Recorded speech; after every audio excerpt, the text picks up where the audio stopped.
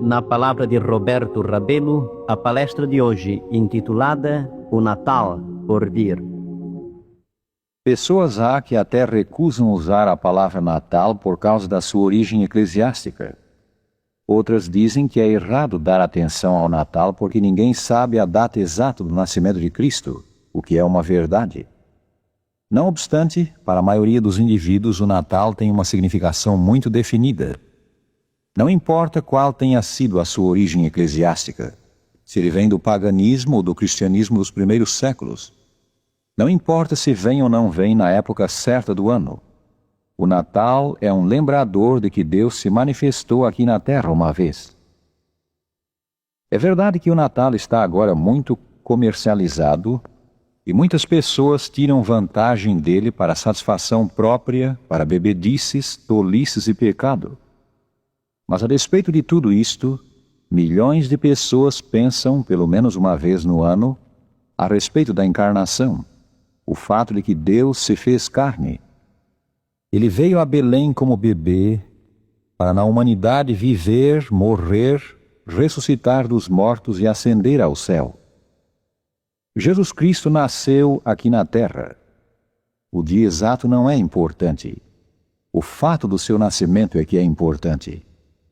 Quando quer que fosse o nascimento, alegro-me de que Cristo veio.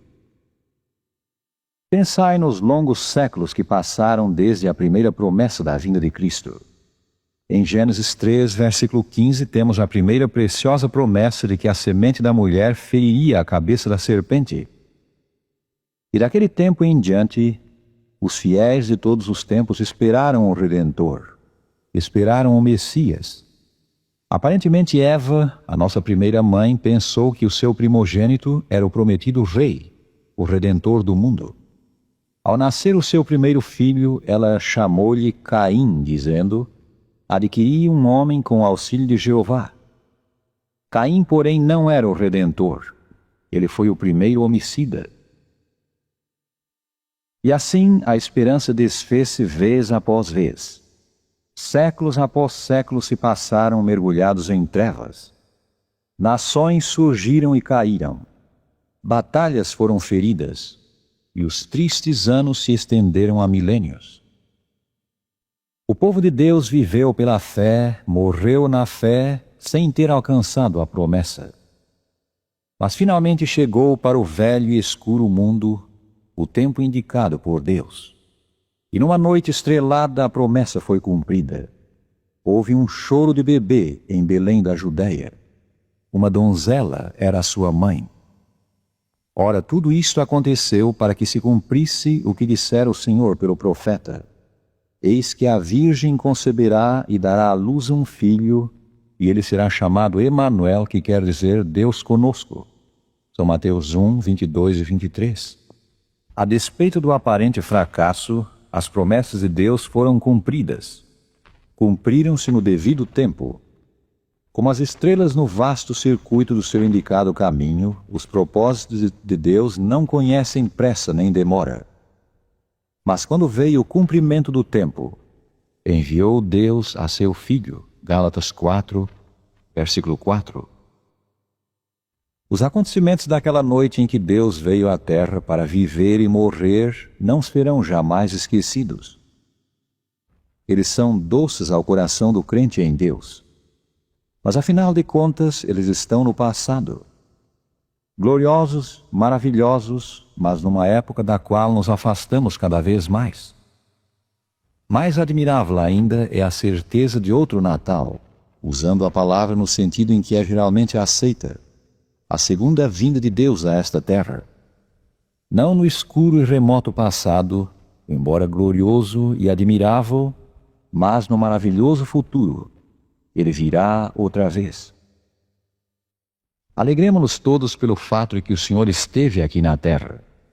Ele pagou na cruz o preço da nossa redenção. Mas os nossos olhos devem estar fitos no futuro, no dia em que Ele virá à terra como Rei dos Reis e Senhor dos Senhores. Temos sua solene promessa em São João 14, versículos 2 e 3. Pois vou preparar-vos lugar. Depois que eu for e vos preparar lugar, voltarei e tomar-vos-ei para mim mesmo, para que onde eu estou, estejais vós também. Se o valor de uma doutrina bíblica é indicado pelo número de vezes que ela é repetida desde o Gênesis até o Apocalipse, então a doutrina da segunda vinda de Cristo deveria ser de suprema importância. Só no Novo Testamento ela é mencionada cerca de 300 vezes. Nenhum outro assunto das Escrituras aproxima-se dela na frequência das repetições. Se removêssemos das Escrituras toda a referência à segunda vinda de Cristo e as verdades com ela relacionadas, o Sagrado Livro ficaria reduzido a um fragmento daquilo que é. Será a volta de Cristo simbólica ou real e pessoal? Notai essas palavras. Estando eles com os olhos fitos no céu, enquanto ele subia, eis que 2 varões com vestiduras brancas se puseram ao lado deles e lhes perguntaram: Galileus, por que estáis olhando para o céu? Esse Jesus que dentre vós foi recebido no céu, assim virá, do modo como vistes ir para o céu. Atos 1, versículos 10 e 11. A sua volta será pessoal e mais que isto. Ela terá lugar num tempo definido da história. Esse tempo é chamado último dia. Lemos: a vontade daquele que me enviou é esta, que eu nada perca de tudo o que ele me tem dado, mas que eu o ressuscite no último dia. São João 6,39. A segunda vinda de Cristo não é um processo. Como seu nascimento, ela é chamada um evento. Todos concordam com que quando ele veio a primeira vez, esse acontecimento teve lugar no tempo e no espaço. Assim será a sua segunda vinda. Ela será um acontecimento da história, o último acontecimento. A volta de Cristo trará o fim da história da terra. Perguntar a alguém quão real será a volta de Cristo. O apóstolo São João nos diz que ele se manifestará.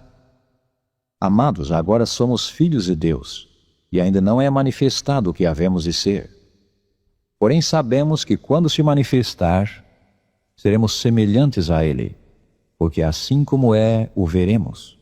1 São João 3, versículo 2. Quando Jesus veio a primeira vez, a sua glória estava velada na carne humana.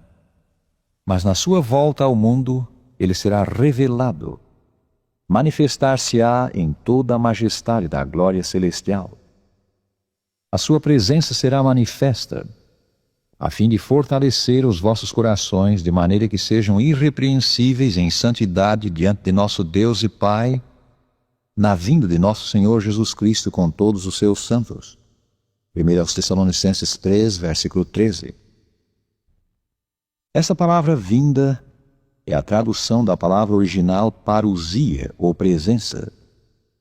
Muitos documentos do primeiro século usam essa palavra para indicar uma visita pessoal de um rei ou outra pessoa. Aqui está uma sentença extraída de um dos papiros do primeiro século. O concerto do que foi levado pelo rio requer a minha parousia, requer a minha vinda. Isso era uma vinda real, não é verdade? Esperamos a vossa parousia, escreve um homem a seus irmãos. Um documento legal faz referência a alguém que jurou na parousia dos bispos, isto é, na sua presença. O historiador Políbios fala da parousia de Aníbal, o grande conquistador. Tudo que mostra ter a palavra o sentido de um aparecimento em pessoa, não meramente uma presença espiritual. Tem havido através dos tempos um falso ensino do advento. Cristo advertia os discípulos contra ele. Se, pois, vos disserem, ei-lo que está no deserto, não saiais. Ei-lo no interior da casa, não acrediteis. São Mateus 24, versículo 26. A volta do Salvador não será uma revelação secreta perante um pequeno grupo de iniciados. Ele virá com poder e glória. A sua volta será o mais notório acontecimento da história. Onde aparecerá ele? São Paulo diz, porque o Senhor mesmo descerá do céu com um grande brado, com voz de arcanjo e com trombeta de Deus, e os mortos em Cristo ressuscitarão primeiro. Então nós que estivermos vivos e formos deixados, seremos arrebatados em nuvens juntamente com eles ao encontro do Senhor nos ares. E assim ficaremos sempre com o Senhor. 1 Tessalonicenses 4, 16 e 17. O Salvador aparecerá nos ares. Todos o hão de ver, ei-lo que vem com as nuvens. Todo olho o verá. Apocalipse 1, versículo 7. Nesse Natal por vir, o Senhor Jesus não aparecerá num humilde estábulo, mas em nuvens de glória. Esse há de ser o mais espetacular de todos os acontecimentos. Primeiramente, ele virá com fogo. Em segundo lugar, ele virá como relâmpago. Terceiro, ele virá com poder e glória.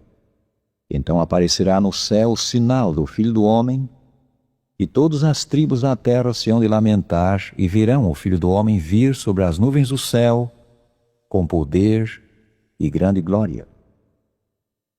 Quando o Senhor voltar, terá lugar algo em que historiadores, estudantes, políticos, estadistas e todos os homens deviam pensar hoje.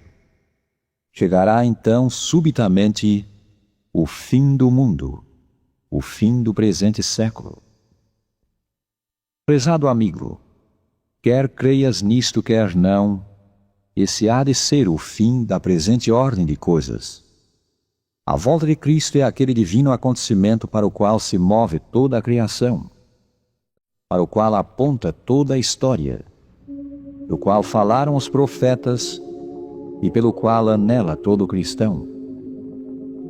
E ao que indicam os sinais dos tempos, o grande acontecimento está perto, muito perto. Estás preparado para ele, rádio ouvinte?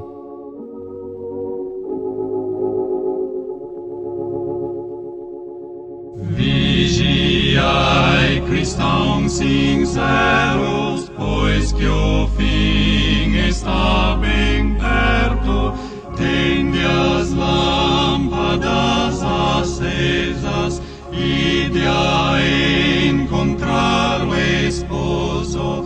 Eis que vem, sim, Cristo vem, vem reinar em grande glória, com os santos em vitória. Eis que vem, sim, Cristo vem. Pecadores, vinde todos, Cristo ainda intercede. Vinde enquanto graça existe, a que Cristo vos concede. Eis que vem, sim, Cristo vem, vem reinar em grande glória, com os santos em vitória. Eis que vem, sim, Cristo vem. Muitos não têm fé na volta de Cristo e serão apanhados como por um ladrão de noite.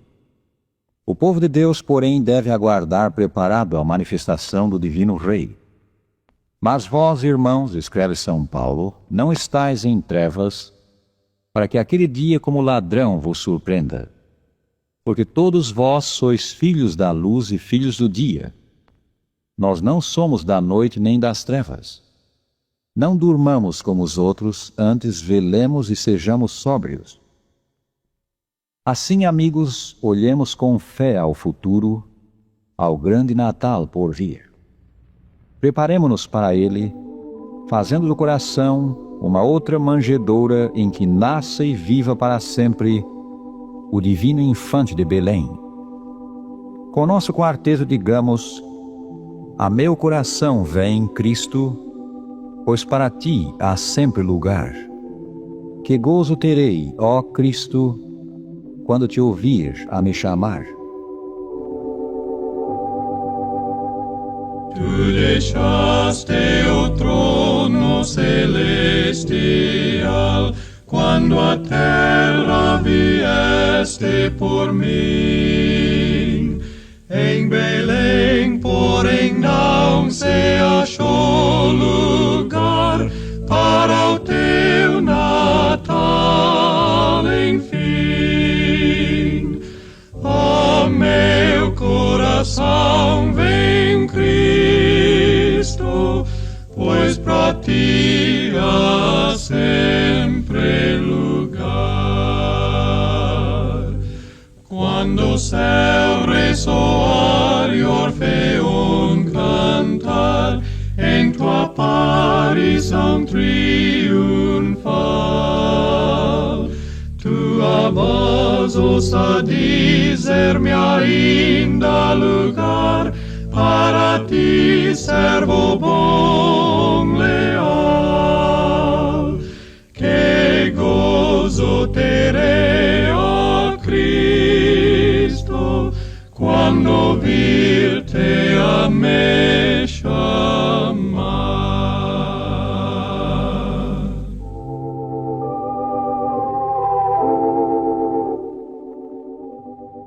Ouve em um dos programas semanais da Voz da Profecia.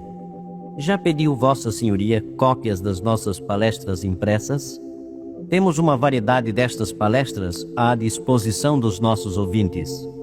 E prezado ouvinte, essa deveria ser a sua oportunidade de inscrever-se no curso grátis sobre as Sagradas Escrituras oferecido pela Voz da Profecia. Para ouvir o nosso próximo programa, sintonize com esta emissora no mesmo dia e hora da semana que vem. E agora, despedindo-nos, dizemos: o Senhor te abençoe e te guarde. O Senhor faça resplandecer o seu rosto sobre ti e tenha misericórdia de ti. O Senhor sobre ti levante o seu rosto e te dê a paz.